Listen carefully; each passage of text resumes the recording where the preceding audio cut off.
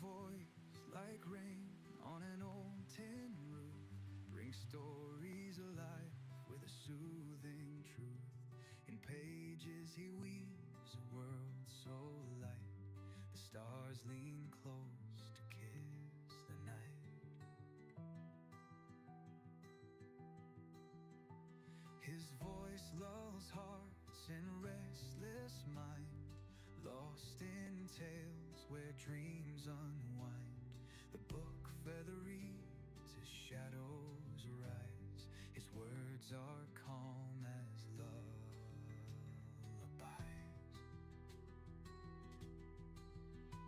So turn the page and close your eyes. Float where the quiet whispers lie. Across the oceans the story's tide.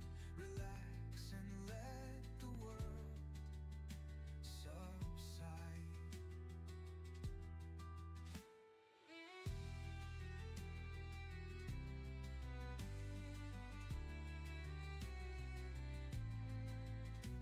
A thousand accents the moonlight bends, in words no borders, no distance ends.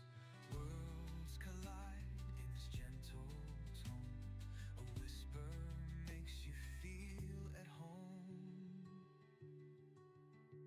Each line he shares feels like coming back to a hearth of words in the silent black. From novels deep to poems that sway, he reads the night into the day. So turn the page and close your eyes. Float where the quiet whispers lie. Across the oceans the story's tide. Relax and let the world subside.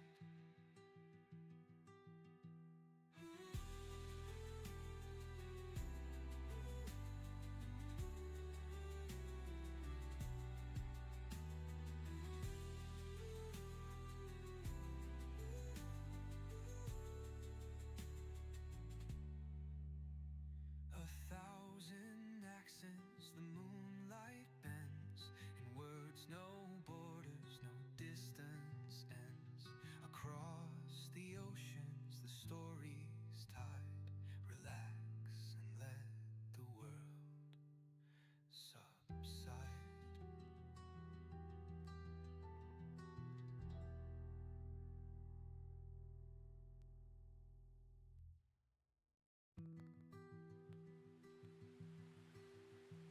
A voice like rain on an old tin roof brings stories alive with a soothing truth. In pages he weaves a world so light, the stars lean close to kiss the night. His voice lulls hearts in restless mind, lost in tales where dreams unwind. The book feather reads as shadows rise. His words are calm as lullabies.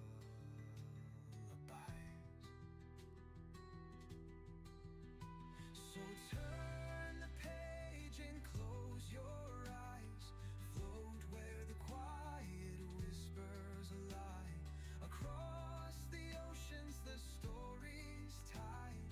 Relax and let the world subside.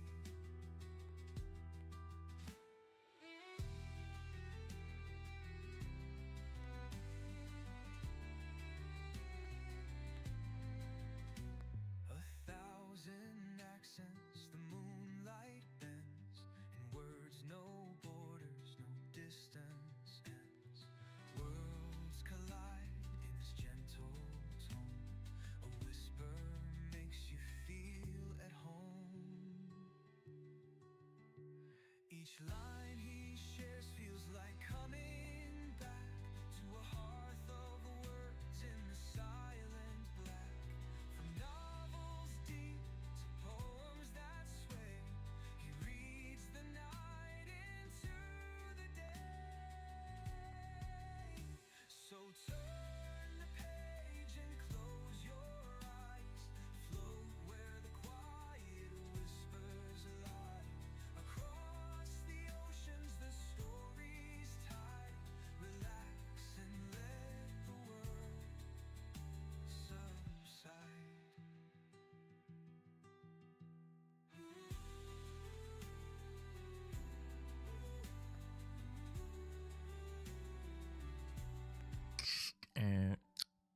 ladies and gentlemen. Giggity. All right. Seems quiet. Too quiet. I'm Batman.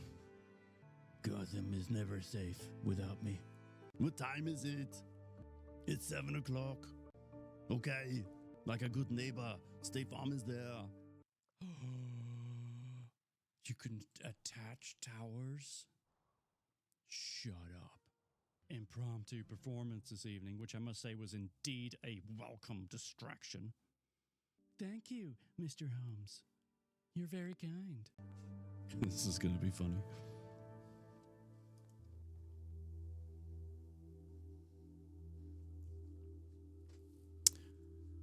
Good evening. Welcome to Sunday. I hope you're doing well. It's been a fun-filled weekend. Lots of activities, lots of building. Yep, all the good things. But alas, those good things seem to be coming to an end. I'm just kidding. Monday's not that bad. Come on. It's what you make of it, right? Right? Yeah. Let's go with that. At least let's tell ourselves that. Whether we believe it or not is another story. But anyway. Oops. What did I push? Okay, we're good. Lovely to see you, Gemma. Well done on redeeming first place.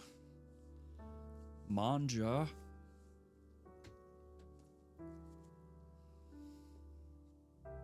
First thing Manja does is redeem a book bunk. I see how it is.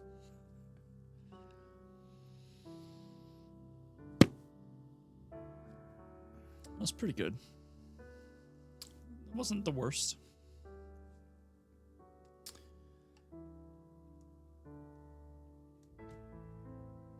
Got my my hot cup of tea here ready to go. Mel, hello. Welcome. Good to see you always. Hope you've had a good weekend.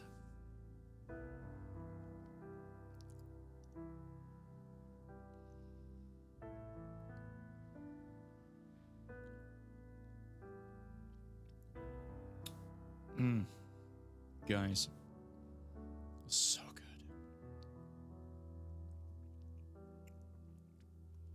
Man, that's tasty. I did have a good weekend. Yeah, I built a whole new thing yesterday. Let me show you.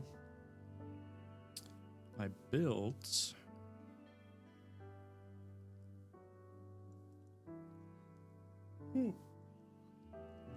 Excuse me, gosh. I built this potting station. Come on, camera. Focus. There we go. I have since started to stain it.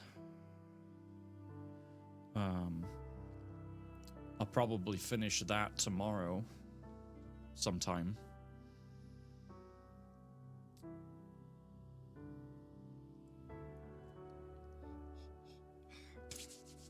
And then it'll be pretty darn close to being ready to be thrown out into the yard, into the backyard to be used. So, got a couple of accessories coming for, like, you know, hanging up a towel to wipe your hands and stuff like that.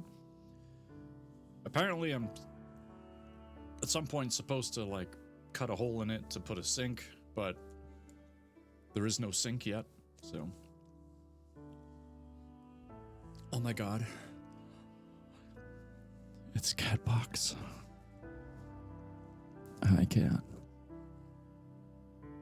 Hi, Cat here. I'm just gonna sit in my box and watch the stream, if that's okay.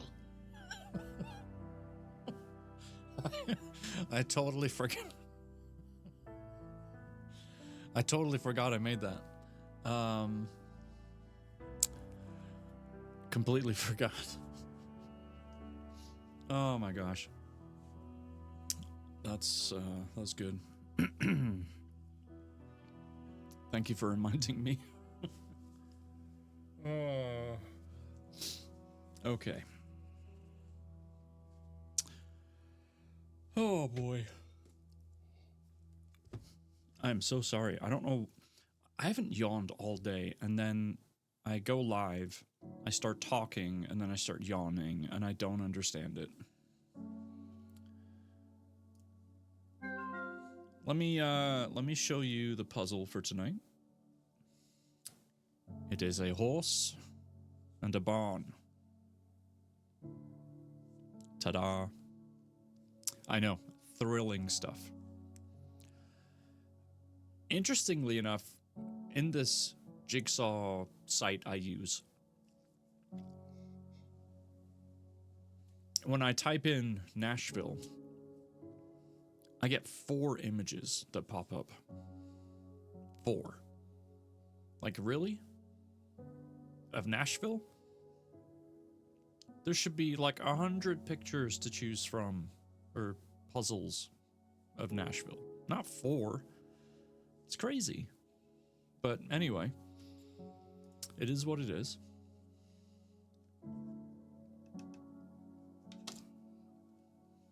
I obviously need some more caffeine. I'm not going to complain though, because this tea is hitting the spot. It's smooth. It's so smooth. All right. Enough about the tea. So as per usual, the RPG game is up and available, ! RPG. And then in between chapters, we'll do a marble race. What kind of tea is it?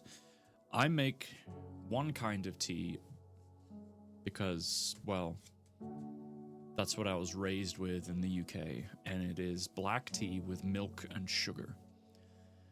But it's a very specific black tea that I get from the Amana colonies, like 45 minutes away from me, and that Stream Elements message is incorrect. I don't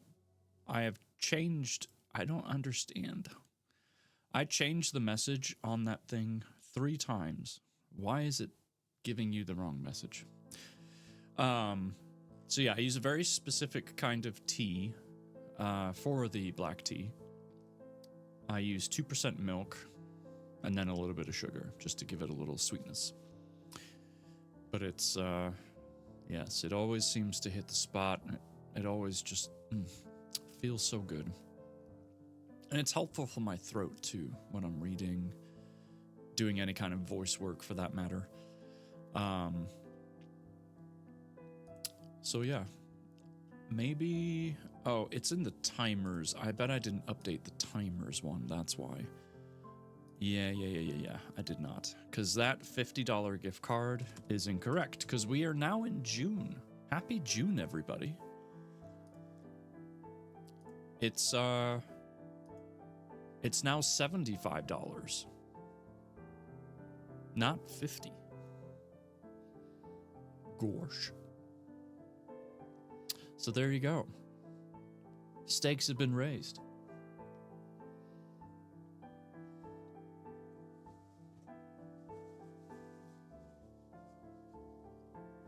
I don't know what's wrong with my nose. I feel like Stunt Mama. Nose is Angie. Hold on. Hi, Purple. It's a purple. Look out.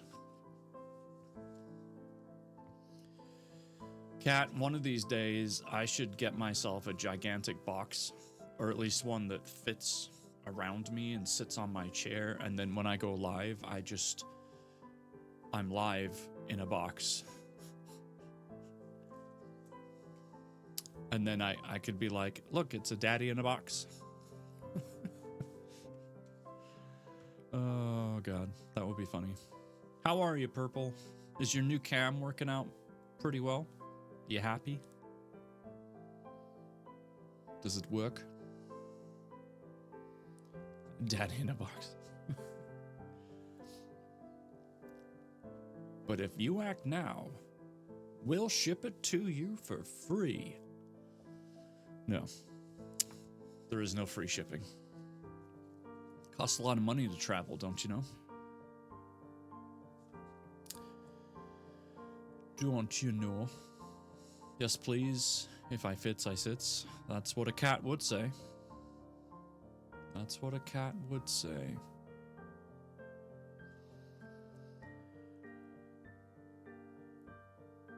We're on chapter 20. We are on chapter 20. Page 98. Almost triple digits. Crikey. Chapter 20 is Ava Morgan's perspective. Okay. So, I guess what I'm trying to say is, thank you for being here. Thank you for tuning in and spending some of your weekend with me. And I am thrilled to bits to spend some of my weekend with you. So please sit back, relax, get comfortable, do whatever it is you gotta do, and I will read to you. All right? Great. Ava stood on the corner of Broadway and 2nd Avenue, thrilled that Owen had texted. All Red's windows were open to let in the night air, and the music poured out. When she received the text, she had made a quick change in the bathroom. She swapped her jeans and black cognac t-shirt for a sage green maxi sundress. The soft, flowy fabric was ideal for packing in her backpack. Wrinkle-resistant and effortlessly chic. It exuded a quiet elegance while remaining incredibly comfortable. It looked like she'd put in a lot of effort when in reality she had literally just thrown it on. I mean, that's how I dress myself. I go in the closet and I'm like, yep. Okay. And I'm done. It's amazing how much time and stress you don't have to have when picking out clothes. I'm just saying. She hadn't had time to do much with her hair, so she left it in a messy bun and reapplied a light touch of eyeliner and lip gloss. She felt a strange sensation in the pit of her stomach as she waited all alone for him. Not truly alone, of course. There were hundreds of people around her, strolling down Broadway, headed out for the night, chatting in clusters, laughing, and a few hurrying on their way to meet someone. But despite the crowd, the world around her seemed to blur into a soft hum, leaving only the anticipation of his presence in sharp focus. Her eyes scanned the faces, a silent ache building with every passing second. Maybe he wouldn't show. The fear of it built inside her. It was all so new. She pushed the thought aside and focused on her surroundings. She wasn't quite used to how the city moved, the ebb and the flow of life that never seemed to stop, but she liked the rhythm and steady tempo. As the sun started to sink behind the cityscape, the buildings casting long shadows across the busy street, everything felt suspended, as if time held its breath. She should text her mother back. The thought flitted across her mind. She felt him before she saw him. Her mother forgotten knowing he was near. It was a feeling she couldn't explain. Something magnetic that tugged at the center of her being. And then, as if on cue, their gazes locked. He crossed the street, his focus solely on her. The chaos of the world didn't matter anymore. The noise, The bustle and the colors of the city faded as her heart recognized the one thing it had been waiting for. In that instant, she felt a wave of warmth and belonging wash over her. It wasn't just the sight of him. It was the way he made her feel seen, the way his eyes spoke to her soul without a single word. The world shifted and came into focus, becoming just a little more precise, a little more precious. He stopped 3 feet from her, barely off the street, put his hand to his heart, and took her in despite the people pushing past him. Wow, you look incredible. You're not so bad yourself. That was an understatement. Her heart tumbled at the sight of him. Tall, dark, and handsome was such a cliche, but she couldn't help it. He was. You're going to get yourself run over. That's fine. He stood where he was. I'll die happy, simply standing here looking at you. A car laid on its horn as it tried to turn, the corner overflowing with people. She tugged him forward further onto the sidewalk.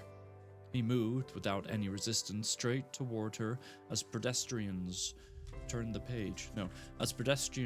pushed past, shuffling along the crowded street. What do you say we get away from this crowd? Go somewhere where we can sit and talk.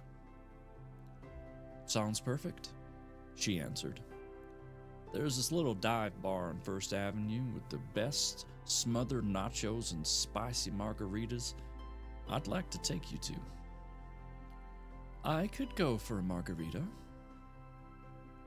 He linked fingers with hers. I don't want to lose you in this crowd. I'll never find you again. And I don't want to be lost, she said, squeezing his hand.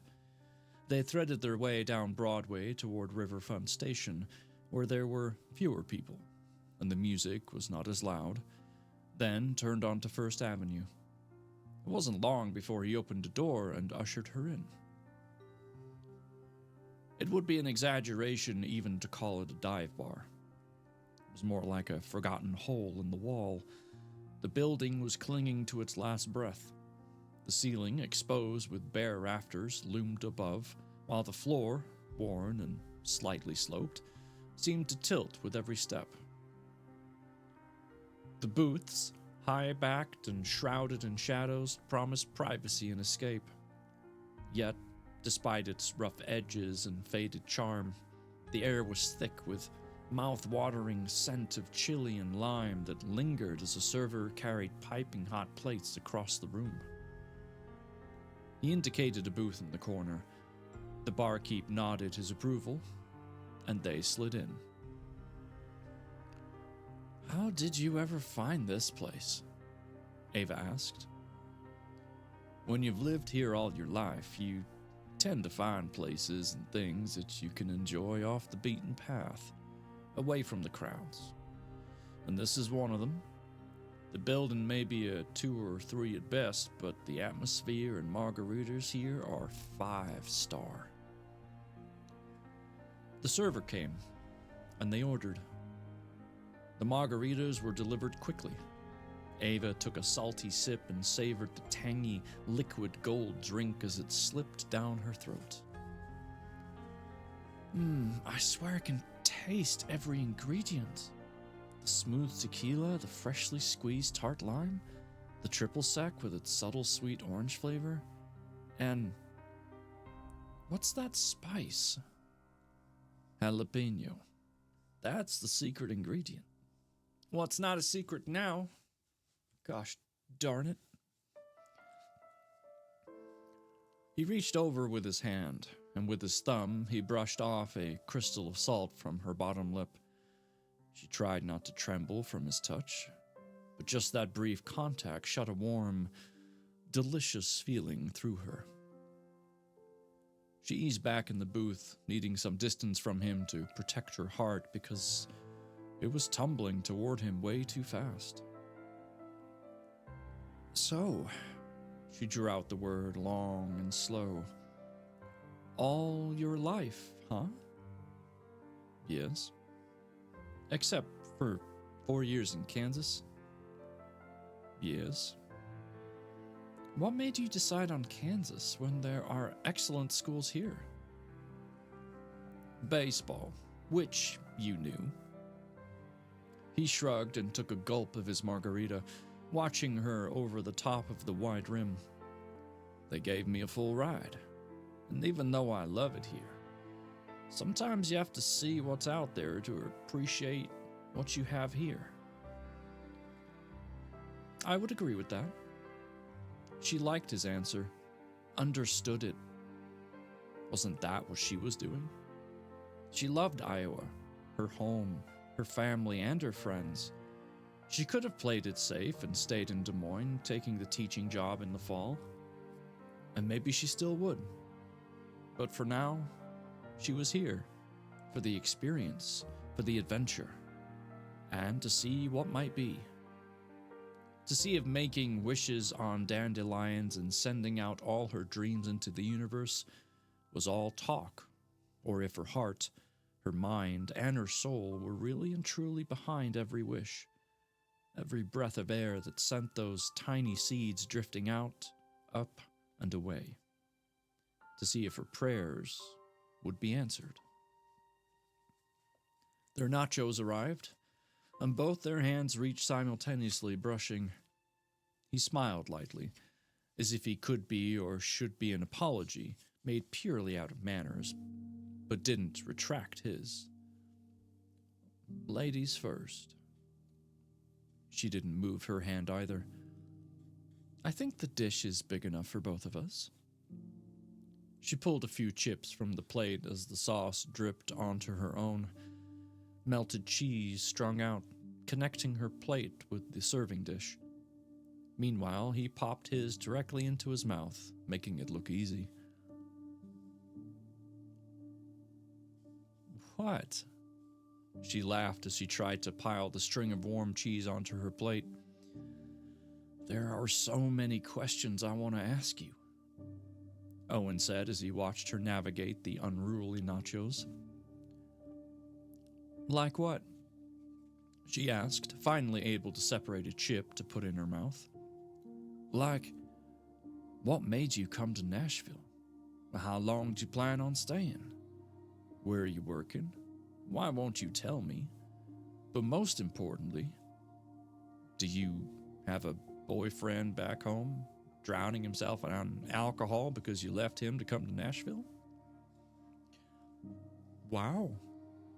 She propped her elbow on the table and placed her chin in her hand, her eyes wide. That was a lot of questions all at once. Oh, Miss Ava, that was just the tip of the iceberg. I think I can answer those one at a time. 5 questions, 5 answers. She held up her hand and ticked off answers on her fingers. 1, Nashville has always been a dream. 2, I don't know. 3, you'll find out soon enough. 4, I like to make sure I'm in control of certain things, and revealing where I work is one of them. And 5, she paused, pulled in a small breath on her last finger. No. He leaned in closer with his cocky grin, his dimples etched deeply into his cheeks. He was so close she could make out the details in his eyes.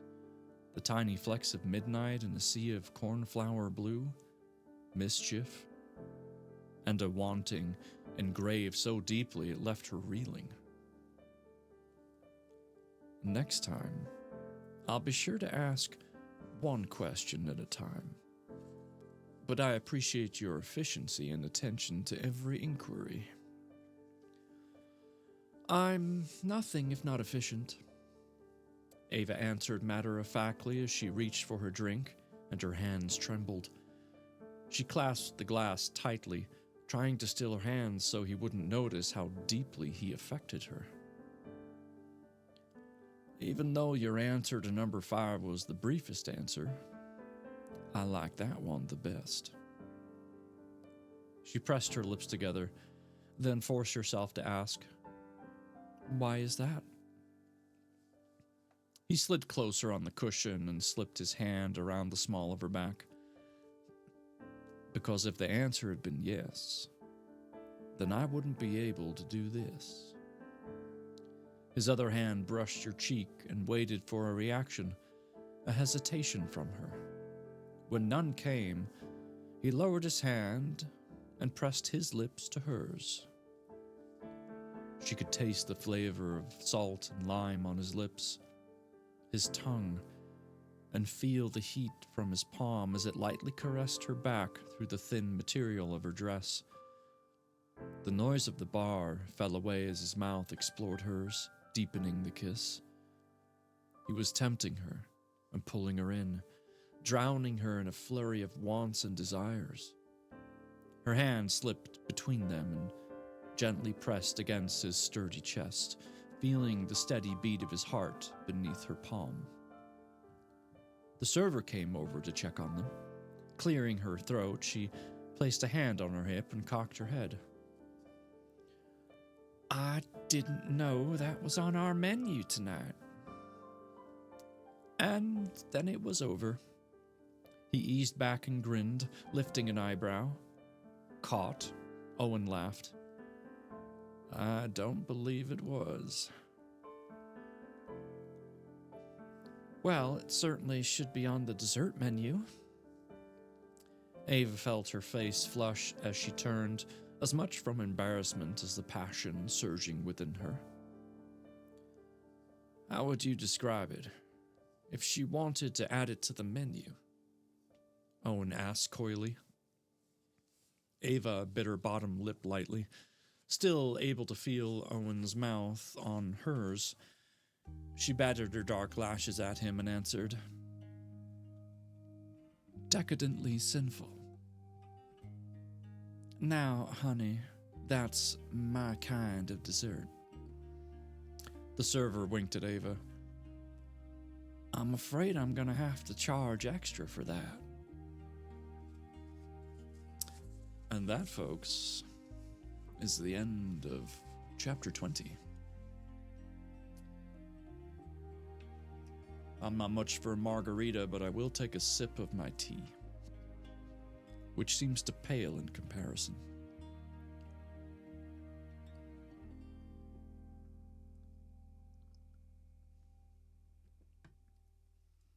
Mel, what have you done?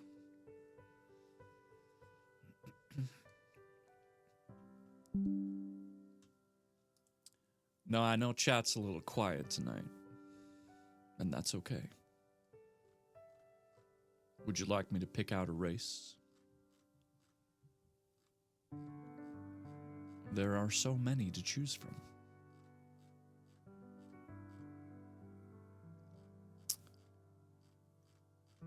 I wonder if we can even find one where we don't die. Maybe this lab one. I'm just sitting over here behaving. Good girl. Good job.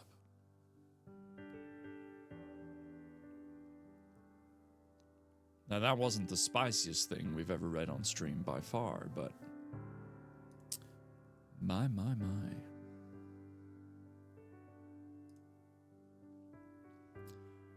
Exclamation point play if you wish to dive into the race. You know what to do. Redthorn, good evening, sir. How art thou?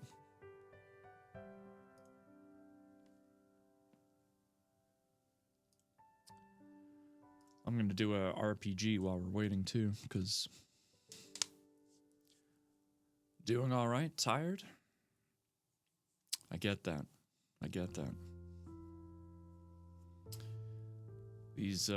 These weekends can be amazing and painful all at the same time.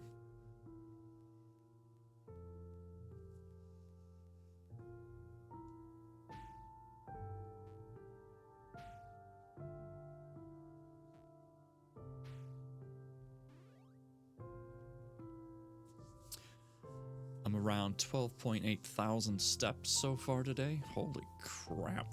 What are you doing? And why?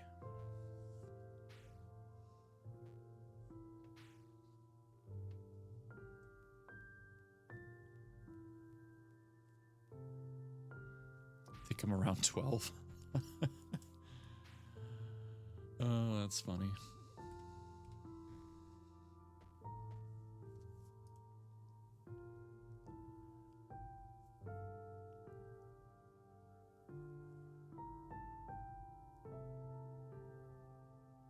What is happening?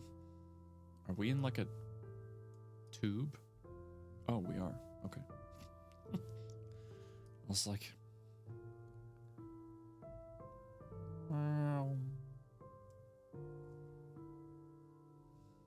Well, ain't this a hoot? 12 steps, so let's see. Let's see if I can track where you've been. I have to assume the bathroom at some point, right?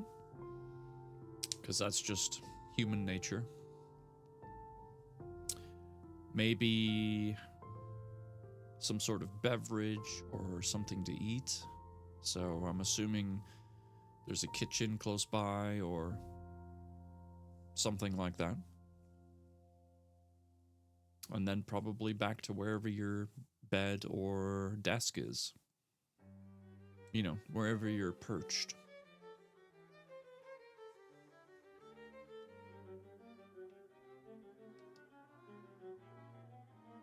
I went to Lowe's today, picked up a few bags of pea gravel, because I'm going to be etching out a layer of, like a, I don't know, decorative rock area just off the back of the house, which is where the potting station is going to be.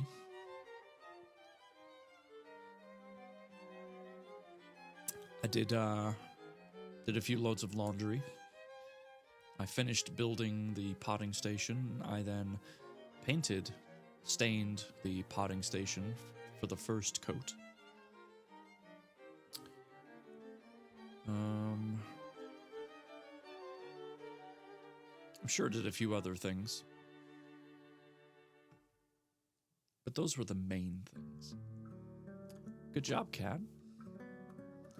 Sounds about right. I forgot I made a visit to the greenhouse where our power was out for a bit, so maybe 30 steps. Why was your power out? I didn't even finish. It's not fair. Fine. I'm not sad, you are.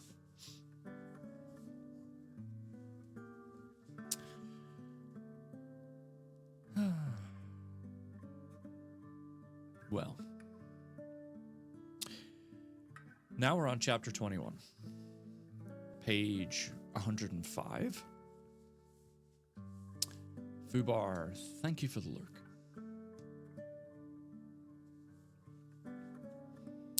Chapter 21 is from Kelly's perspective, which is Ava's mama.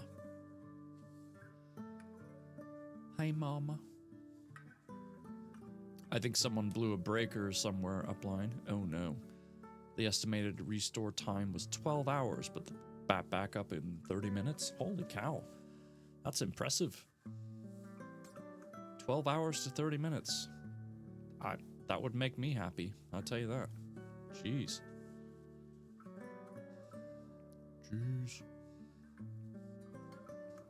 Well, I'm glad you got it back. That's good.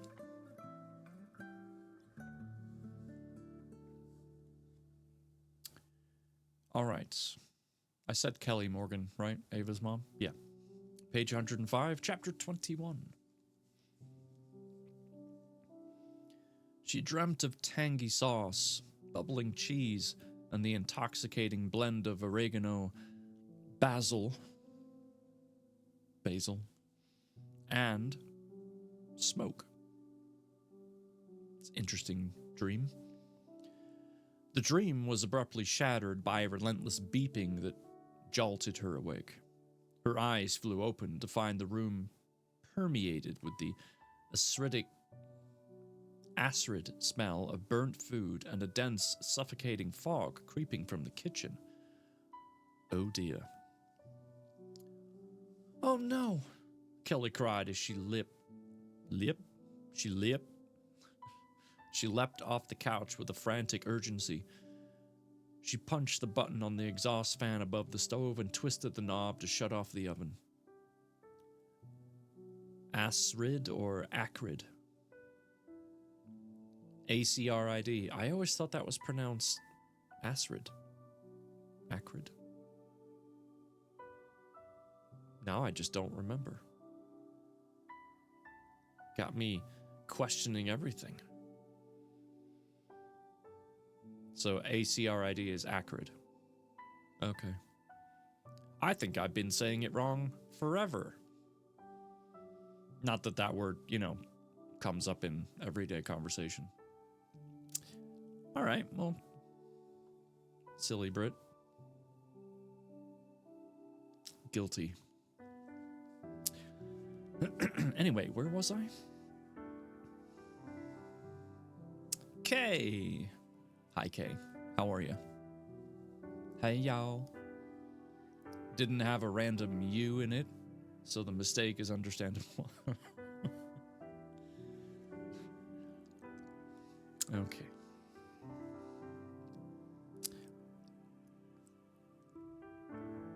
Meh? I'm sorry. I'm doing okay. Although I just learned that it's pronounced acrid. So that changed everything. I'm sorry you're meh. I hope a little bit of reading will make the meh not feel as meh. You know what I mean? Let the smooth tones heal your day. Yes, indeed. You have a scope in the morning. That sounds delightful. Okay. Get it? Okay.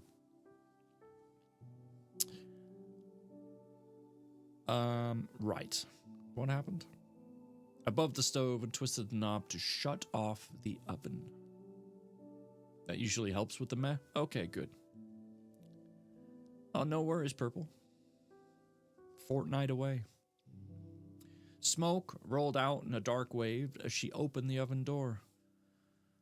Oh, my heavens, she exclaimed, pulling out the charred remains of the casserole and setting it on the stove. I've ruined dinner. Coughing violently, she fanned the smoke with a kitchen towel and made her way across the room, turning on lights and opening windows. Why on earth is it so dark in here? Kelly squinted at the digital clock on the microwave glowing through the haze. The shrill beeping persisted. I can't think with that noise, she muttered. Desperately, Kelly fanned the smoke detector, trying to clear the air. Her arms began to ache, straining under the effort. And gradually, the room started to clear. The relentless beeping ceased. Finally. Kara's door flung open and she stumbled out. What the heck's going on? Kara! Kelly exclaimed, startled by her presence. I'm so sorry to wake you, but I've burnt dinner. Oh, that's too bad. I smelled it earlier when I came home, and it smelled delicious. Why didn't you wake me? Kara ran a hand through her messy blonde hair. It didn't occur to me that I should. Sorry. But why is it Kara's responsibility? Silence settled around them. What time is it? It's almost midnight. Kara rubbed her eyes. Is there anything salvageable? She asked, peering at the casserole. Kinda hungry. I'm afraid not. Kelly peeled back the layer of scorched tinfoil, or what little was left of it that wasn't stuck to the charred remains. Disappointed with herself, she dug through drawers looking for a spatula to scrape the burnt lasagna into the trash. Finding one, she glanced at Ava's bedroom door. I can't believe all this commotion didn't bring Ava out. She's usually such a light sleeper. Maybe she just had a long day and she's drained. Or maybe she's not home. Akara went to the fridge, pulled out a bottle of water, twisted the top, and looked at Kelly. I'm surprised to see you here. I thought you were leaving this morning. I was. Sorry, I hope you don't mind, but I decided to stay one more day. No worries. Kara glanced around the messy kitchen and then back at Kelly. You got this? She waved her off dismissively. Go back to bed. I'll check on Ava and then I'll clean up. It's not like her to sleep this heavily. A tinge of worry rose beneath her calm exterior, but Kelly quickly pushed it down. Taking a deep breath, she grounded herself. One step at a time, she murmured, trying to regain control. With her nerves steeled, she crossed the small apartment, her footsteps quiet on the worn floor. But when she opened the door, it was empty. Dun dun dun. What I mean is, that's the end of the chapter. That's because Ava went to Erwin's house. Ba-ba-da-ba-da-ba-da. Probably just to pet the dog.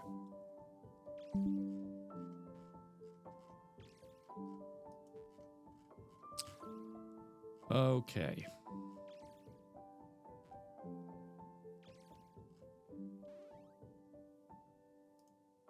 Yep. We're gonna do the haunted marble race. Oh, look. A cauldron. That's... Wait, are we all just gonna, like, die? Poof. Game over. That would be really disappointing.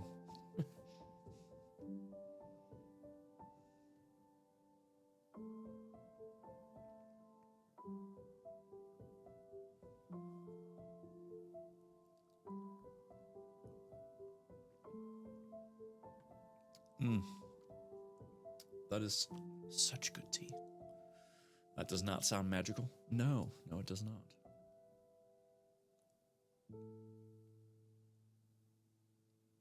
I guess we'll find out.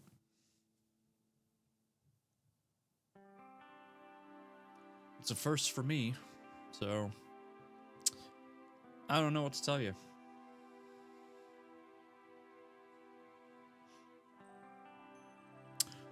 So, tomorrow's Monday. Anyone have any plans? I mean, I'll be working right here in this chair. Or maybe I'll grab my laptop and just work from the comfort of my bed. I don't know.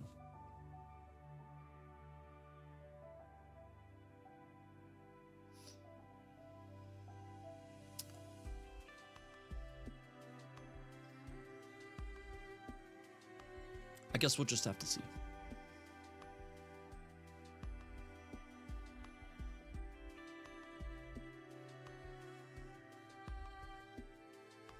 Oh, crap. What the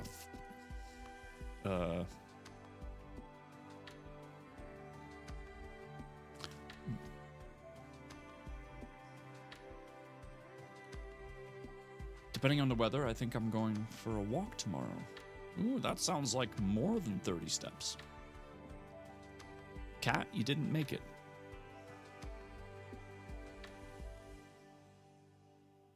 I don't know what happened to your ball, but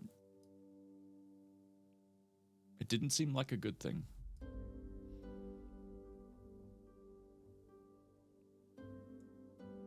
Boing. Oh, oh. Okay, I wasn't sure if you were going to make it there either.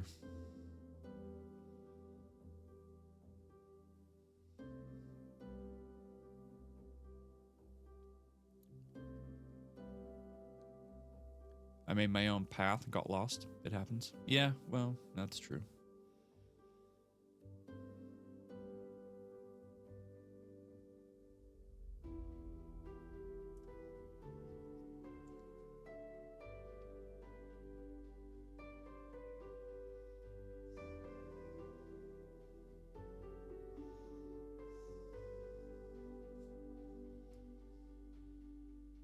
A lot of floating going on.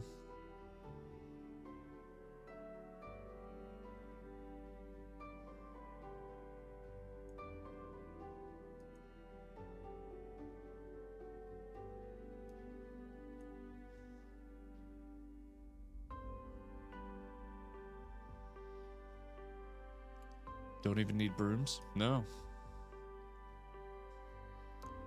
Of all the marble races, this one definitely seems the most interesting.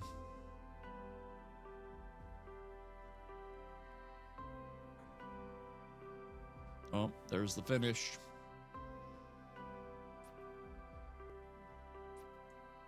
Red Thorn taking the win.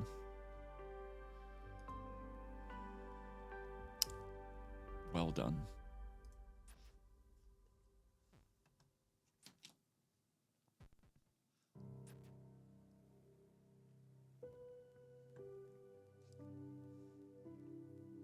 It's your destiny, Destiny. For all my toil and trouble. Oh my god. Oh boy.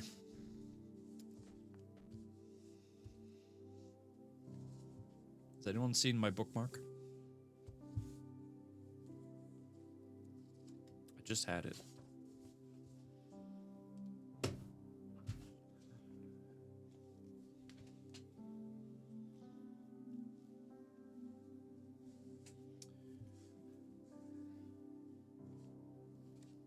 How does a bookmark just disappear?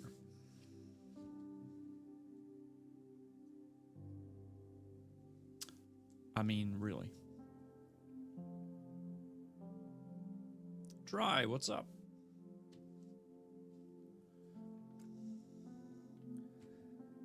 It is not under my keyboard. It is not in the book.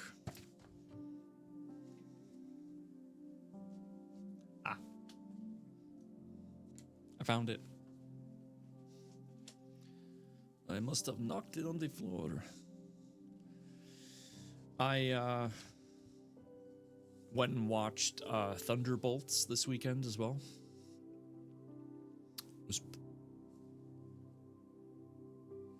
Was pretty good.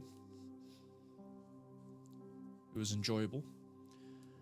I still need to see part 2 of the Mission Impossible movie.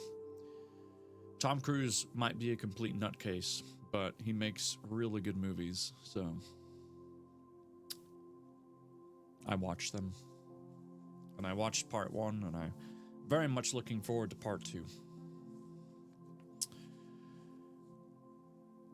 Alrighty.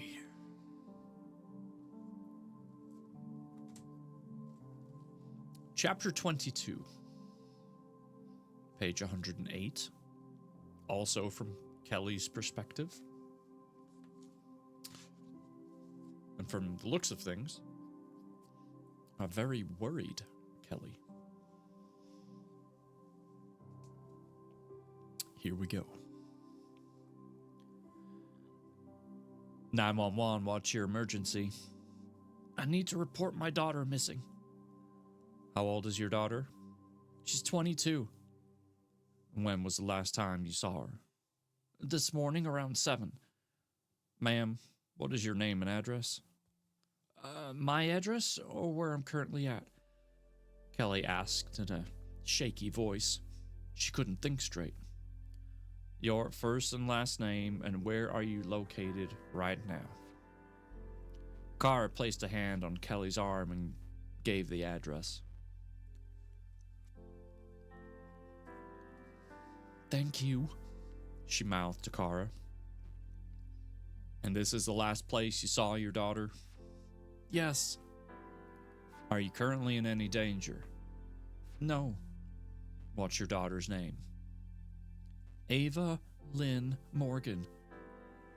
Kelly bit her bottom lip to keep it from trembling.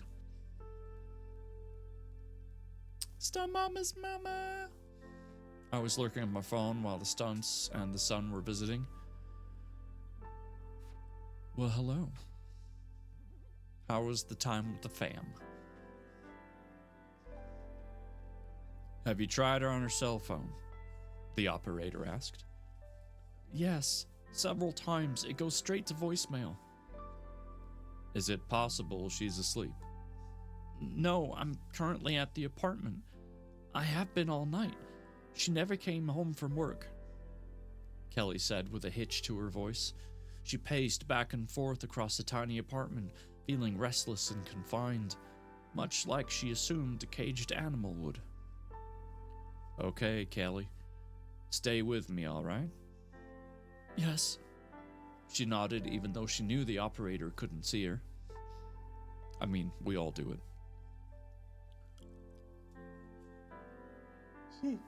Excuse me. I'm going to dispatch an officer to your location. He can talk to you directly and take down the pertinent information. I have one in your area. He should be there shortly. If you could turn on any outside lights for him, that would be appreciated. Yes, we can turn on the lights. Kara got up and flipped them on without any fanfare, illuminating the top flight of stairs. We're on the second floor of the building. The lights are on. Officer Rancic will be the responding officer.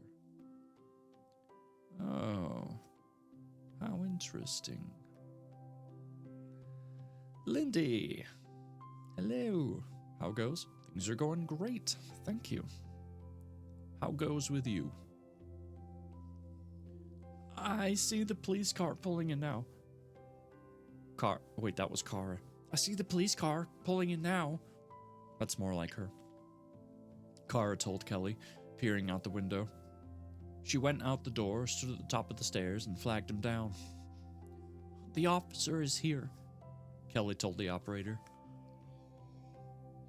I am so sorry. Blah. Then thanked her and oh, it was a her. Gosh darn it. I just assumed it was a guy the whole time and he talked like this.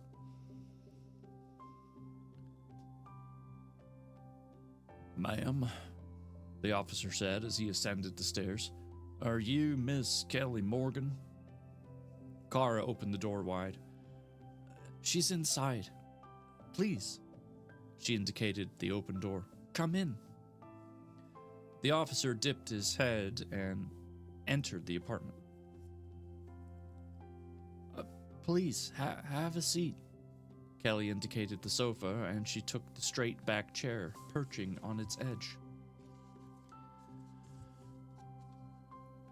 Read it to me, Daddy-O. You got it, Renato. I understand you think your daughter is missing? Officer Rancic asked. Yes, that's right. And you are? He questioned, looking at Kara. I'm her roommate. He nodded and turned back to Kelly. What makes you think she's missing? He scanned the room. She didn't come home from work. I've tried calling her multiple times. The calls go straight to voicemail, and she hasn't responded to my texts. And you've been here all night? Yes. What time does she normally come home? Kelly hesitated. Well, I don't exactly know. This was her first day. Your daughter's first day? He questioned. Yes, my daughter just started a new job. Kelly quickly discussed the move, the apartment, and her intention to return to Iowa today. I see. He glanced around the room. Is it possible that she went out after work?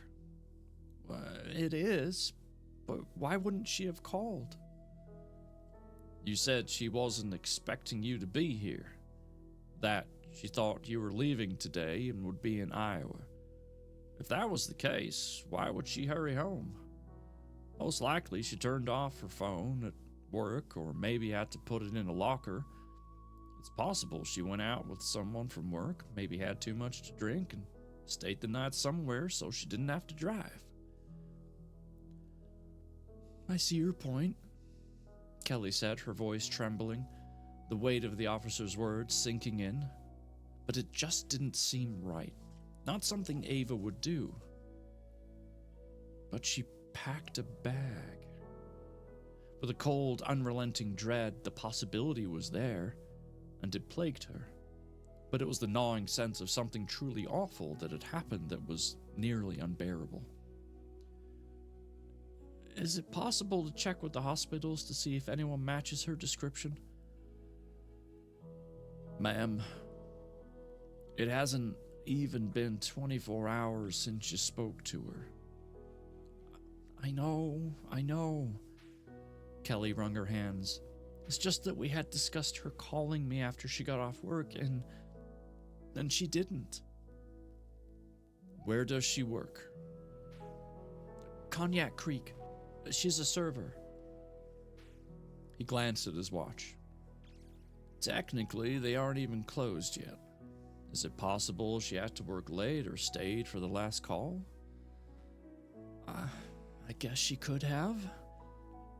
I'm sure she'll be in touch soon. In the meantime, is there anyone you can contact? A friend, co-worker, or perhaps her boss? Might try and progress farther in the last installment of the game franchise that got my brain hurty. Do it. Kelly's heart pounded furiously from fear and embarrassment. Had she jumped the gun and overreacted because of a serial killer on the loose? She should never have watched the news. I don't really know anyone in Nashville except my daughter and one of her close friends. Well, do you have a number for this friend? He asked. I'm not sure. Desperately, she swiped through her contacts, fingers shaking uncontrollably as she searched for Molly's name. Her mind raced through the terrifying possibilities. Ava's car could have broken down in the middle of nowhere, or she could have been assaulted lying on the sidewalk somewhere. And what about the Cumberland killer? Her mind stopped working the minute that name entered her thoughts again. Stop, she scolded herself. Don't go there. Each scenario was darker than the last, spiraling into a nightmarish abyss of what-ifs. The room felt suffocating, the walls closing in as fear took on a tangible, almost physical form.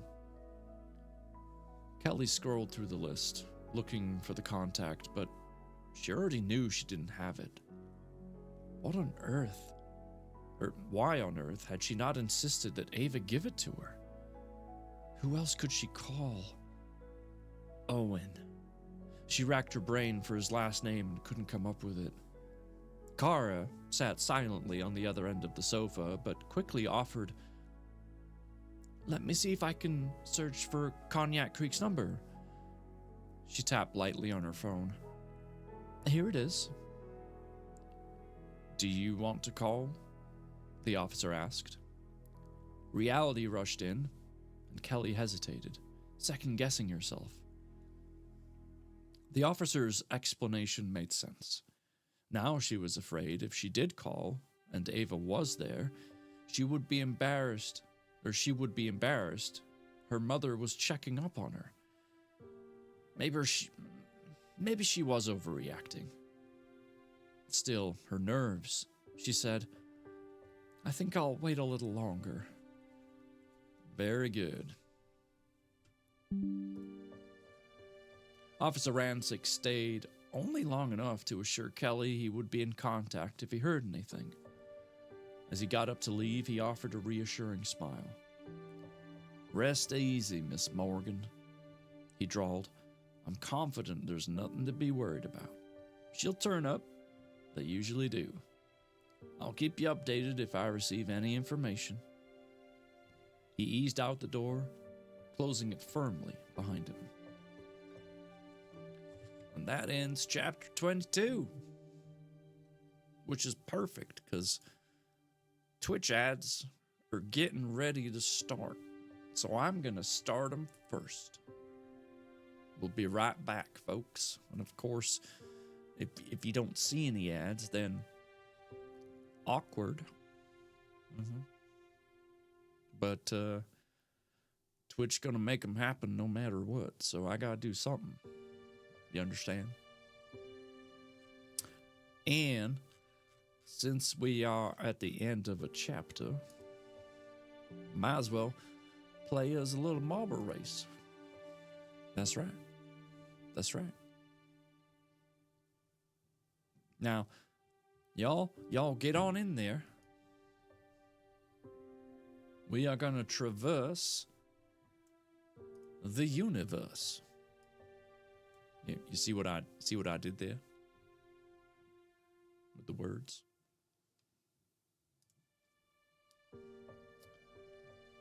It's very clever. Tea.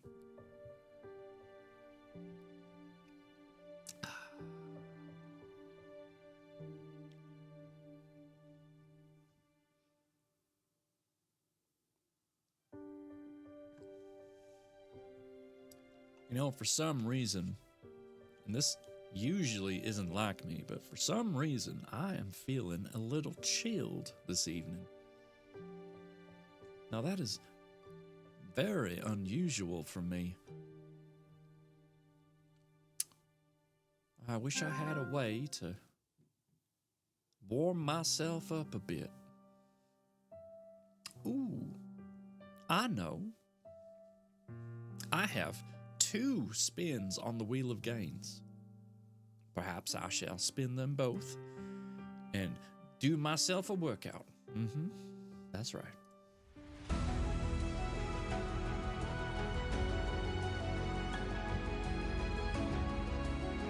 Regular curls X5. First one being regular curls times 5.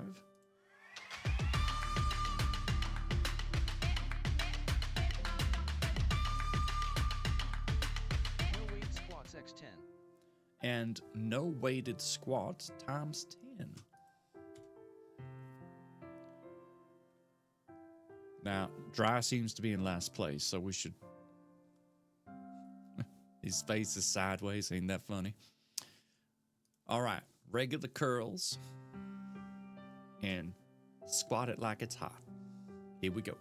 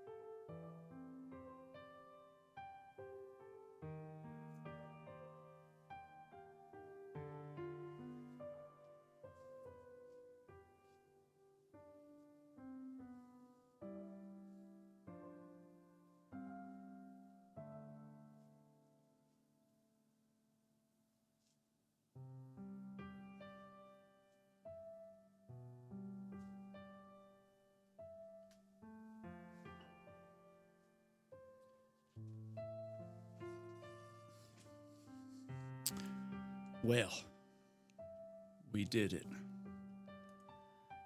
By we, I mean me. Like my face sideways? My IT guy hates it. That's funny. Well, everyone's still in the race, so that's good. Fear has some of the best lore for it. It could be confusing, but fun.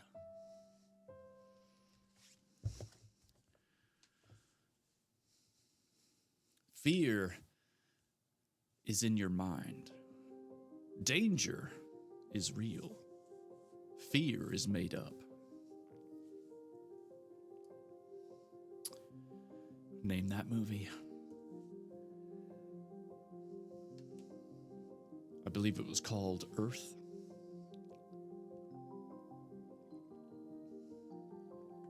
Or something like that.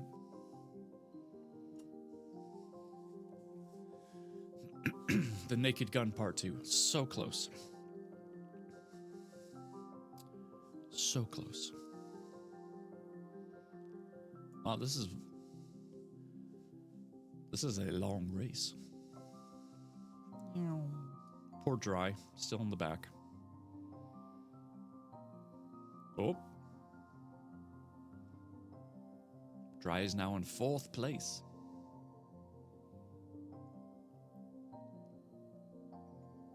Trying to take over the Cat in the Box.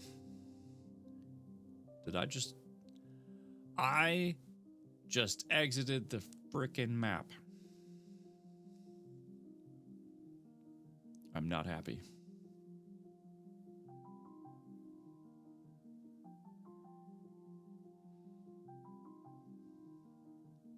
Well,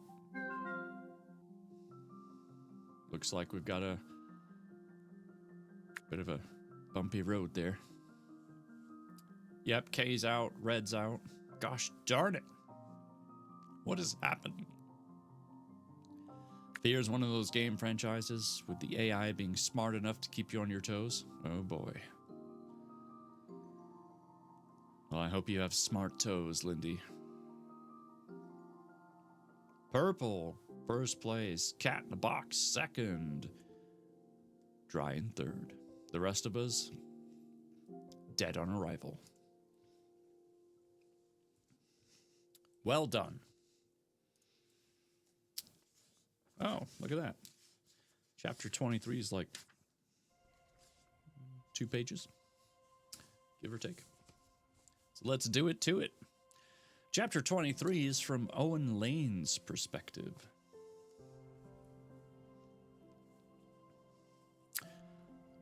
Owen wasn't ready for the night to slip away.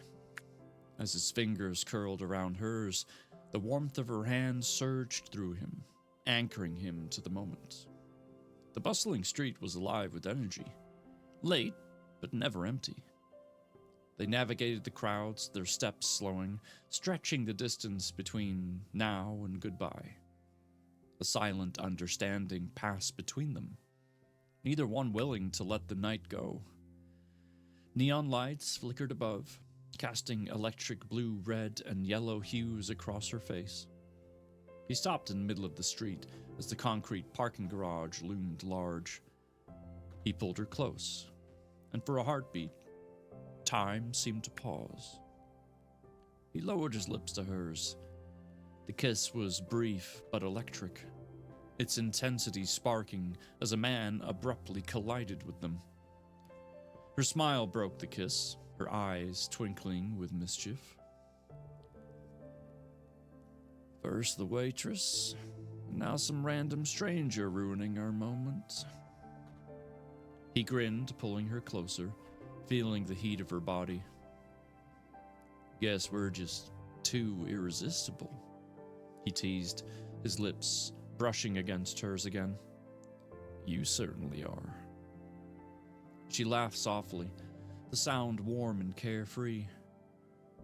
Maybe, she said. Or we might need to start picking better spots. He raised an eyebrow, his hands finding their way to her waist. What, like a hidden rooftop or a private island? Exactly. She smirked. Somewhere the only interruptions are us. She let out a deep, contented sigh. As much as I don't want the night to end, it's getting late, and I have to work tomorrow. Still not gonna tell me where? He asked curiously. Not yet. Afraid I'll stop in and check on you? Something like that. Come on. He grinned and tugged her forward. They walked into the dimly lit structure, the echo of their footsteps bouncing off the concrete walls. The sound was oddly comforting in the building's silence. The hum of distant cars, the lull of conversations, and music drifted through the open space, creating a magical backdrop. Her fingers brushed against his as they made their way up toward the far corner where her car sat. The flickering fluorescent lights above glowed softly on the space, making it feel like their own little world. "Well," she said, looking up at him with a playful glint. "Looks like we found the perfect spot." He chuckled, his hand finding hers again, pulling her closer. "It's like you read my mind." She laughed, the sound ringing out in the vast space. They stopped in front of the car, and she leaned against the door, glancing around the deserted garage as if making sure no one was watching. He moved in, his lips curving into a mischievous smile. "No one's here but us, right?" She raised an eyebrow, his body inching closer to hers. He grinned, watching, waiting for her reaction, playfully challenging her to stop him. The look in her eyes made his heart race. "No interruptions here, Ava Lynn." "Seems that way." Without another word, one hand slipped behind her waist and nestled against the small of her back. The other gently held the side of her face. His thumb traced lightly over her full lips. His eyes slicked up to hers and back down to her mouth. Then he leaned in and kissed her, this time with a sense of urgency, as though the world outside the garage was insignificant, disappearing until nothing else mattered but them.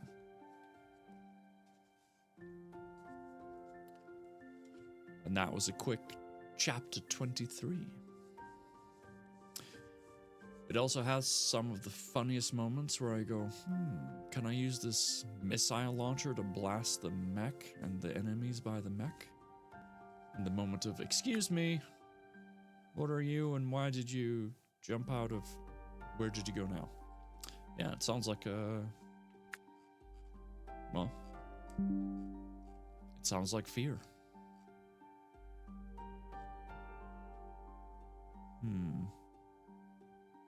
Hop, skip, and a jump gives me the impression that we're not all going to make it. Let's find out. Brown chicken, brown cow. Brown chicken, brown cow. All right, you know what to do. 90 seconds.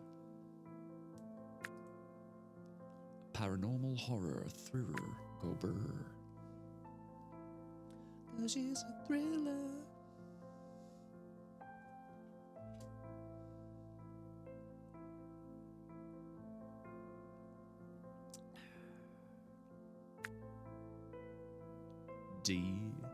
Delicious.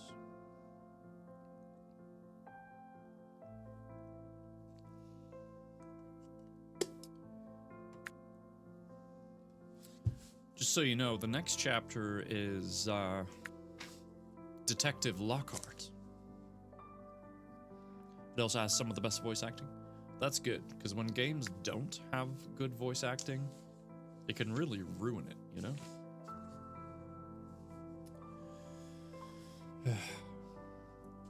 In fact, I'm pretty sure Stunt has stopped playing a game once because of the voice acting. If I remember correctly. One trailer got me hooked back in, I want to say, around 2009.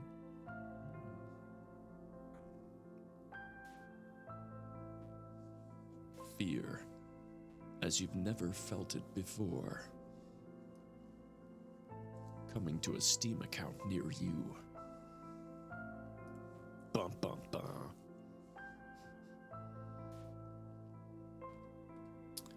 Alright, looks like we're following Redthorn this time. Good luck, Red. You might need it.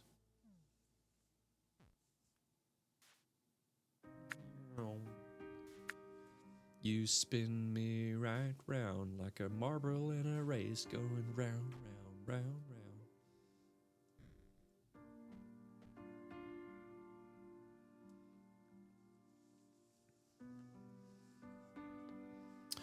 Oh, so I got a new tool to help me out with my woodworking recently. I hadn't actually put it together until today because, well, I just didn't need it. But I decided, I should probably get it out of the box, put it together. It's a Craig tool. If you know anything about working with wood, you've probably heard of the brand. They make tons of different, shall I say, aids to allow you to do a better job of whatever it is you're trying to do. In this case, it was a straight line cutting edge for a circular saw. Basically a guide so that you can just breeze right through and make a cut. And I started looking at the instructions. First of all, there's like 20 pieces to this thing.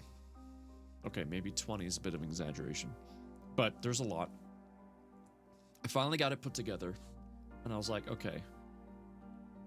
Or at least I thought I had it put together. I started reading the instructions on how to use it, and I swear, this company needs to hire someone to teach them how to write instructions, because good God, it was awful. I ended up going on YouTube, finding a video, and within 5 minutes of watching the thing, poof, I had it figured out. I was able to assemble it, the last part correctly, set it up, set the guide correctly so that I could use it just at random whenever I wanted to. And poof, I was done. But God, instructions, people. Make them simple. It was having me look at the instructions and go, this is step 2 in the operations part of the instructions, which was on a different page that we hadn't even gotten to yet. I was like, how am I supposed to know what this reference means if we haven't even looked at it yet? Make it make sense.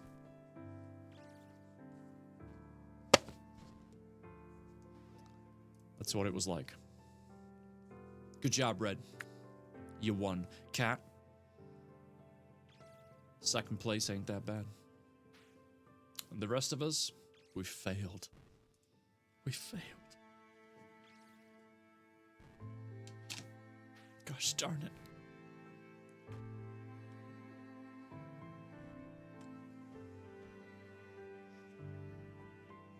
No one likes to show off, Red. Okay. All right. Now that my vent session is done, we can take care of chapter 24, okay? Now, you held first for a good bit. You did. We do what we can, you know what I mean? Chapter 24, as I mentioned, is Detective Wyatt Lockhart. It's not a very long chapter, maybe 3 to 4 pages. Here we go. Detective Lockhart stormed into the morgue on a mission, but the quiet of the room rushed him, slowing his progress. Yikes. It's frigid in here. It's like walking into an icebox, Wyatt stated.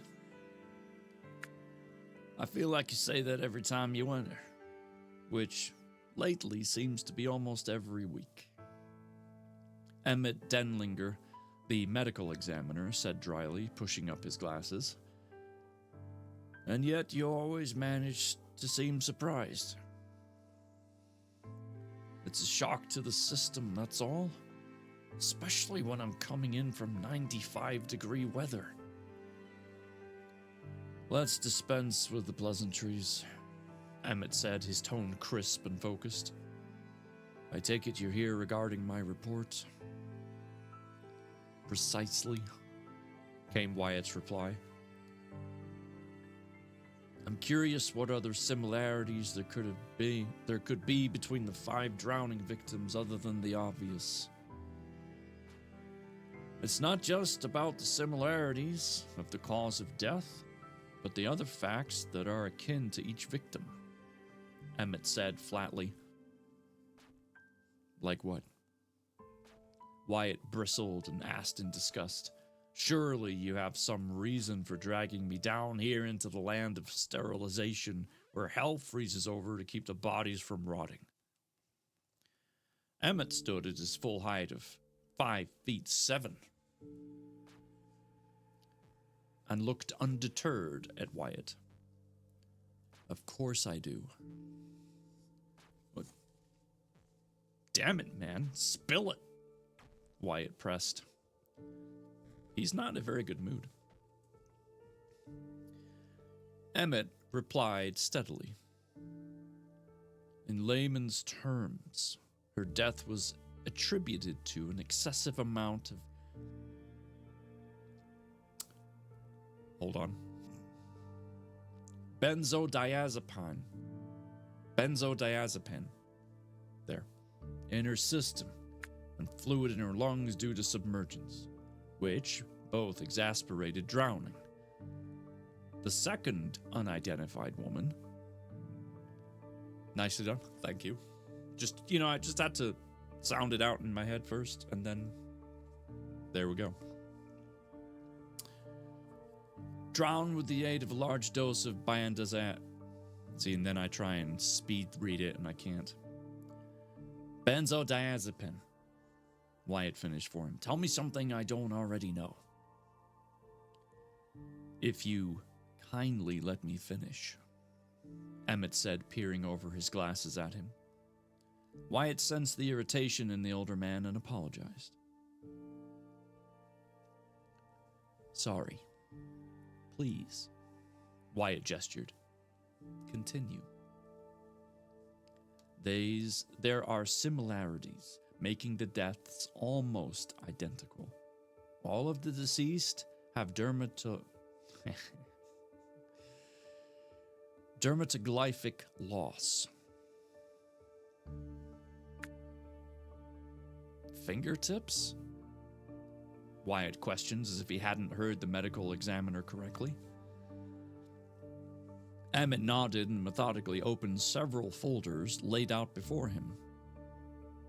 Their fingertips are badly distorted from prolonged or frequent exposure to friction, injury, or skin irritation, which has made it extremely difficult to get a good print, thus delaying the process of identification. Wyatt pressed. What could be the cause of this? I'm still in the process of determining the precise etiology, Emmett responded. However, based on the samples and preliminary evidence, it appears that the dermatoglyphic loss may be attributed to prolonged exposure to concrete or excessive abrasions. Concrete? Wyatt questioned. Abrasions? Yes. Wyatt had to stop and think. Could abrasions be due to trying to work the rope off their wrists? Yes. All women had profound tissue damage around their wrists and concrete residue under their nails. 3 people drowning within weeks of each other with the same fingertip damage. Couldn't this just be a coincidence? It is a possibility, Emmett concurred. However, if you take into account the additional cases... The additional cases? Wyatt inquired, already fearing where this was going. Emmett adjusted his glasses and continued. The 2 new homicides. He slid 2 additional folders toward the detective. Exhibited the same deterioration and were found to have elevated levels of benzodiazepine in their systems. Their recorded cause of death was drowning. previous drowning victims had concrete under their nails, and now the fourth and fifth do as well. Wyatt stated. Where is it coming from? That's the million-dollar question, isn't it? My guess, and it's just an educated guess thus far since I'm still running tests, is that it's environmental. Environmental. Wyatt's mind was running in 100 different directions. Were the victims trying to claw their way out of a damp, dark basement? Or were they being held captive at a construction site? Or were they locked in an empty warehouse surrounded by chemicals and other imposing materials? Hell, concrete wasn't just a material. It was everywhere. Landscapers, carpenters, masons, engineers, all of them used it in their work. His mind worked out possibilities. He needed to pinpoint the location. If he had that, he paced back and forth across the cold, sterile room. He stopped short when an idea struck him. One possibility was the old abandoned concrete plant on the city's east side. It had been shut down for years. His thoughts collided with the haunting possibility that it might be perilously close to where the woman had allegedly fallen into the river. He'd have to check the map.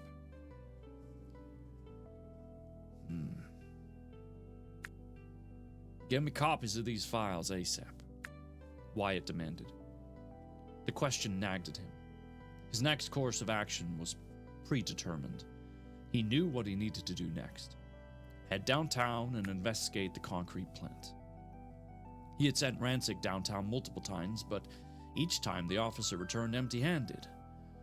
Frustration etched across his face. Wyatt couldn't shake the feeling that something crucial was being overlooked.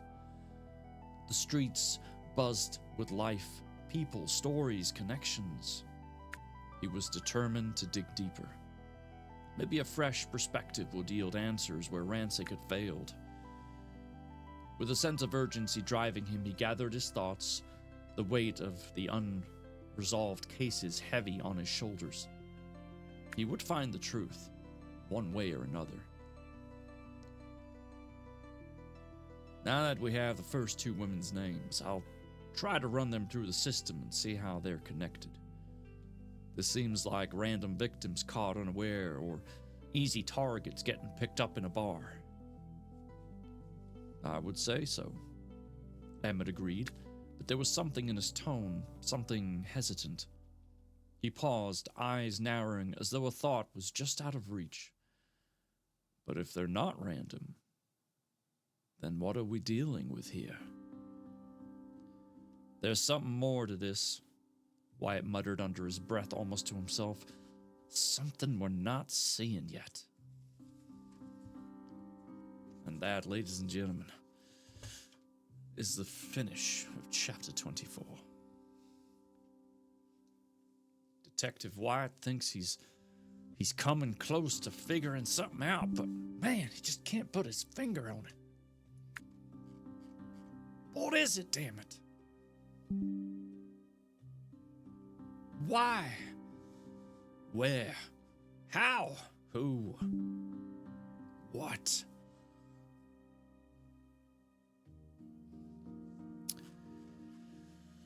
I should have been a detective in my day. I would have made a great one. Could have asked all the questions. I could have paced back and forth in a room, just, yeah, gosh. We gotta figure this out, guys. Well, that looks chilly.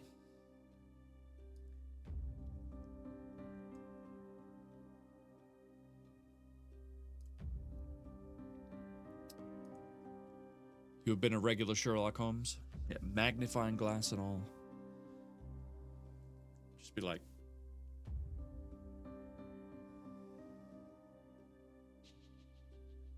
right you are, Watson. But if we're not too careful, we might miss some clues, you understand? High school, I took a test. They said I would be a fire watcher. You mean someone that just watches the fire and that's it? Because that doesn't sound very friendly. It was a good boy. Just sit there, watch the fire. Good job.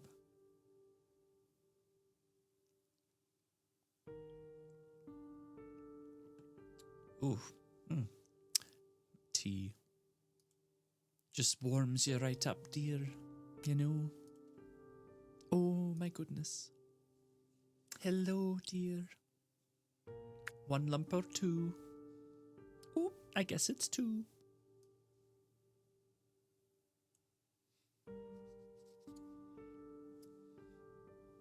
You do a great Doubtfire. Oh, thank you, dear. 10 seconds left on the clock, okay?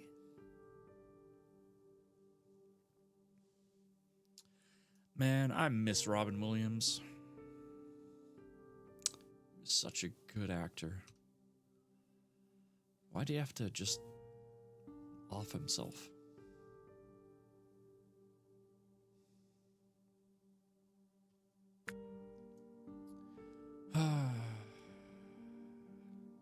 Nice Doubtfire.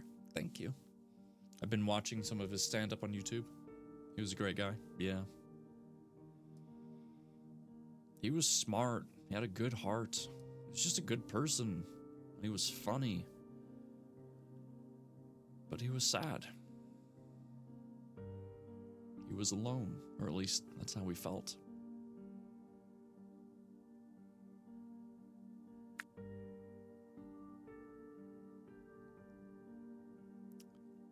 It's just one of those things, dearie.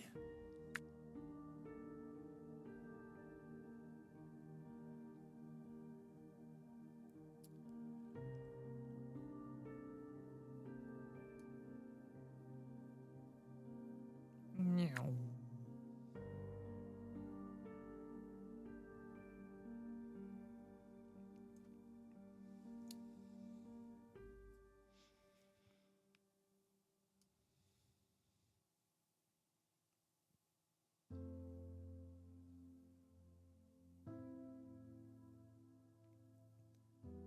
This feels like one of those races where you're just going to get stuck here forever inside this loop.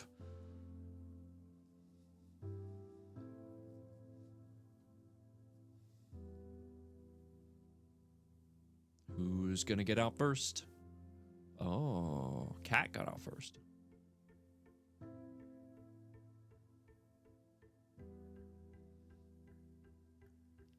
And... oh, no! Oh. What? Was that supposed to happen? Apparently. I was a little concerned there for a second.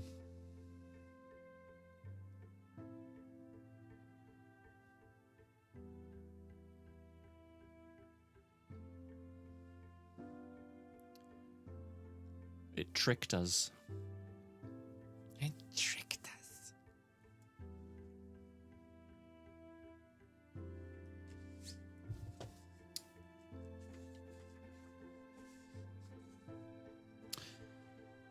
While the race is ending, I'll let you know that chapter 25 is from Kelly's perspective again. Page 120. We still have... okay, we're good on ads. We don't have to run ads yet. Looks like Catbox took first again. That's live, stuck in a loop. Then Book Daddy comes along and breaks the Sunday blues. Dry. Quit saying nice things. At least we all finished this race. I mean, that's a plus. Right? Can't say that about most of them so far. Alrighty. Chapter 25, from Kelly's perspective, page 120. I'll go back to watching the fire. Yes, be on fire duty, please. Do sound the alarm if the flames get too big.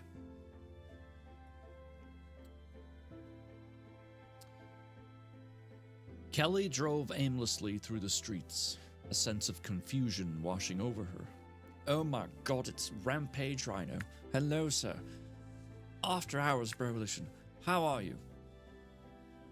My goodness.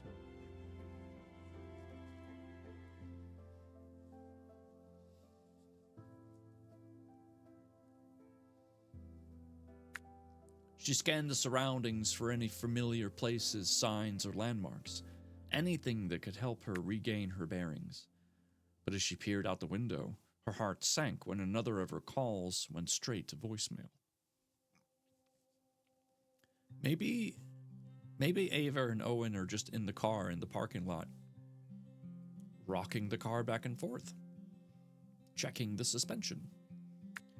Long weekend, but good otherwise. Nice time to chill out. Hope you've been well too.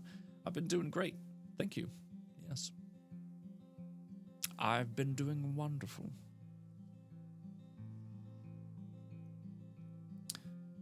The landscape was a blur of unfamiliarity.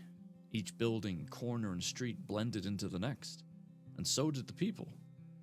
She knew it was a long shot that she could hope to find Ava aimlessly walking along the street, but she couldn't stop scanning their faces. With Cara off to work this morning, Kelly gripped the steering wheel and felt desperation creep in as the hours passed with no word from Ava, leaving her feeling adrift and utterly lost. She had spent most of the morning driving around, searching for Ava, unsure of what else to do. Returning to Iowa without knowing her daughter was safe was not an option. She remembered the officer's words about calling with any updates, but he hadn't yet. He also said it was probably nothing serious. These things happen constantly and offered a perfectly logical explanation. Ava might have just spent the night somewhere else with the intention of going straight to work, perhaps embarrassed about not coming home. After all, young women often found themselves in these situations, or so Officer Rancic said. She could almost hear Officer Rancic's thoughts, an overprotective mother clinging too tightly to her daughter. He probably saw her as a typical Karen, flapping around like a mother hen, worried about her little chick leaving the nest. But it wasn't like that. Ava had already been living on her own at college. She felt a wave of self-doubt wash over her. She was just another stereotype. Maybe she was overreacting, letting her fears cloud her judgment. Maybe Ava really did do this kind of thing on a regular basis. After all, Kelly didn't keep track of her 24 hours a day. Perhaps this was just what young women did sometimes, and she was being too dramatic. But deep down, she couldn't shake the feeling that something was off. Ava wasn't like that, Kelly insisted. Her mind sent out a little prickle of doubt, or was she? She shook her head with disgust that the thought would even enter her mind. No, she knew her daughter better than anyone. Ava simply would not do that. But as Kelly pulled up to the apartment, a sinking feeling gripped her gut, and the ground seemed to shift beneath her. An unmarked white van with a small crew was hauling out trash, suitcases, and belongings like they were yesterday's garbage. Panic surged as she jumped out of the car, recognizing her suitcase. "Hey, stop! That's my stuff!" she shouted, her voice cracking with desperation. One of her workers turned, a smirk playing on his lips. "We're here to clean a room." "What do you mean?" Kelly asked, her confusion morphing into sheer panic. This is my daughter's apartment." He laughed, a harsh sound that cut through her. "That's rich. Why don't you try again?" "She just moved in on Saturday," Kelly said, confused. "I was hired to come and clean out this apartment at noon today, and that's what I'm doing." Her heart raced, the world spinning as she struggled to process everything. No, please, there must be some mistake. My daughter, she's supposed to come back here." Each word tumbled out, more frantic than the last, as she reached for a teetering suitcase on the sidewalk's edge. Desperation clawed at her throat as she felt tears prick her eyes. Please, just give me a moment to figure this out. We don't have a minute. We're on a tight schedule and need to stick to it. At least let me have my things and my daughter's. Kelly looked around. Don't throw it away.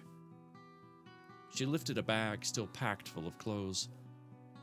Lugging out all your shit has set us back. The audacity. I want to speak to your manager, Kelly demanded. He towered over Kelly, his hot breath smelling of onions and garlic turning her stomach. Sweet cheeks. I am the manager. Kelly swallowed hard, forcing down the fear. What about the owner? His lip turned up into a snarl.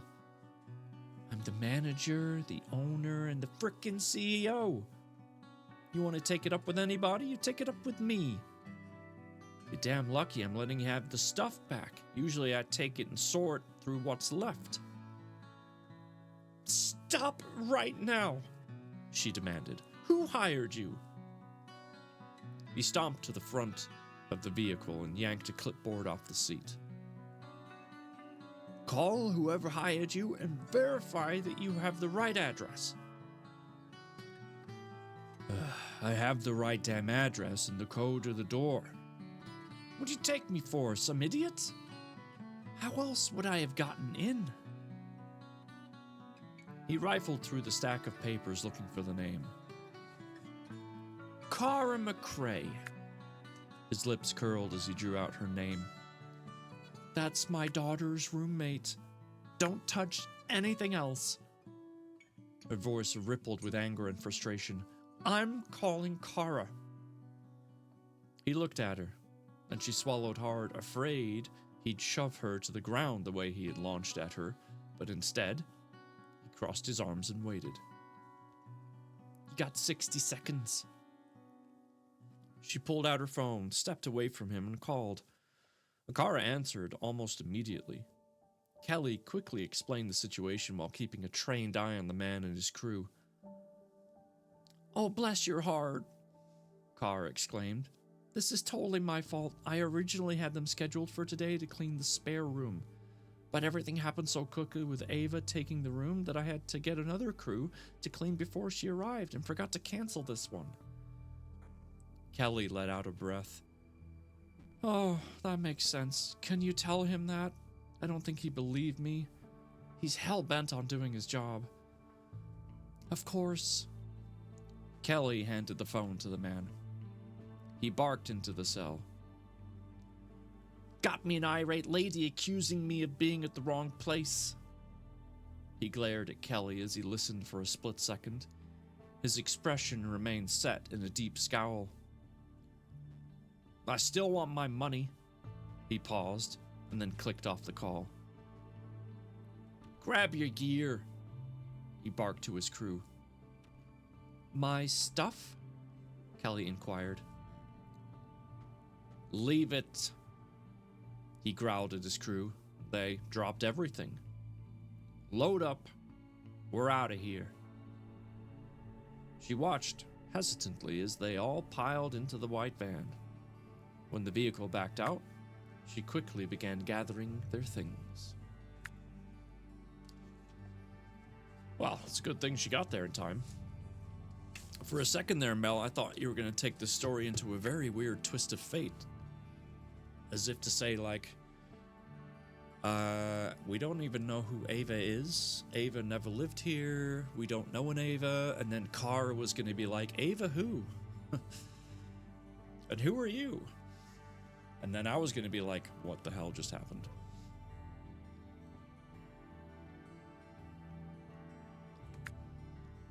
Boy, that would have been confusing.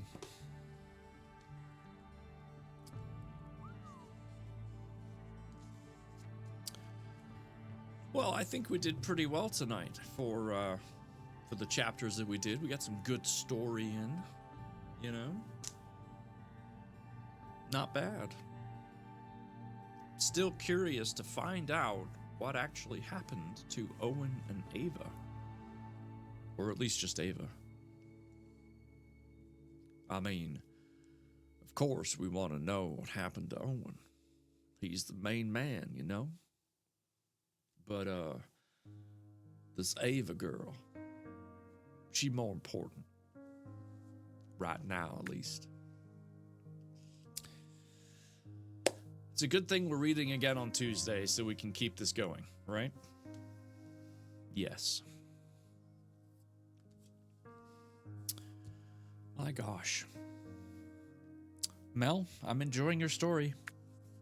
I'm looking forward to seeing where this goes. Need to find out. I have a hunch. I know what's happened. An idea. But obviously not a full picture. And I could share my idea, but I'm hesitant to because I kind of want to see how it plays out.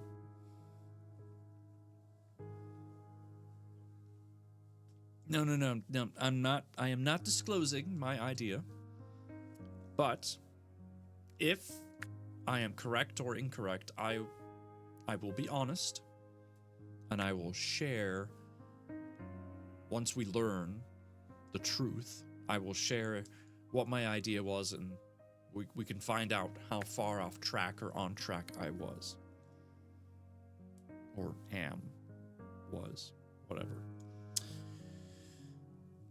But I am not giving away my secrets. I'm sure you all have your own. What I am going to do, though, is see who's online.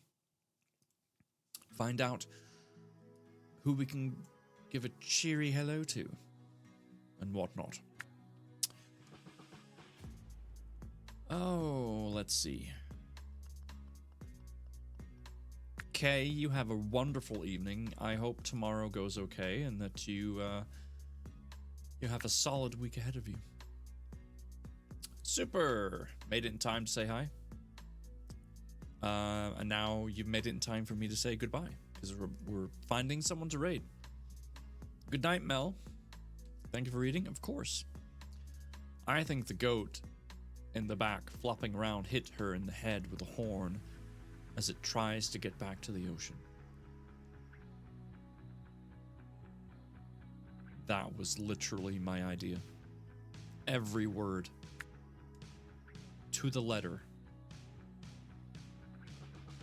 I don't know how you figured that out. It's literally what I was going to say. The whole goat thing. Yep. Sure wasn't. Thank you. You're welcome, Kay. It's good to see you too, Rhino. Don't pick on Super too much, okay? He's a good guy. Boy, I'm still trying to find someone to raid. Let's see. Focus. Focus.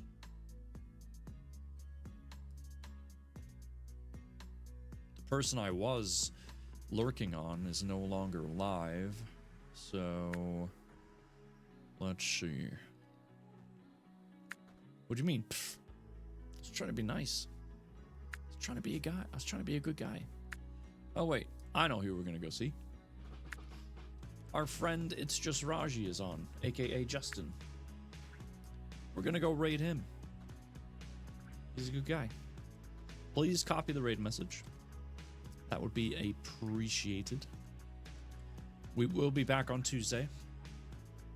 We'll be back again on Thursday.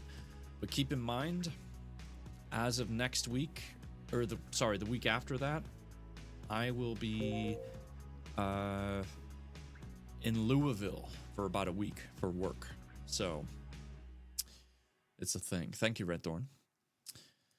So I will be, I'll be here for one more week, and then I gotta go out of town.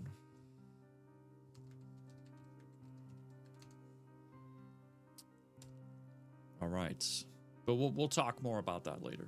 So, thank you again for being here. I hope you have enjoyed tonight and the reading. It's been an absolute pleasure to read to you. I look forward to it every night. I can't wait to do it again on Tuesday. Until then, take care of yourselves, take care of each other, and have a good night.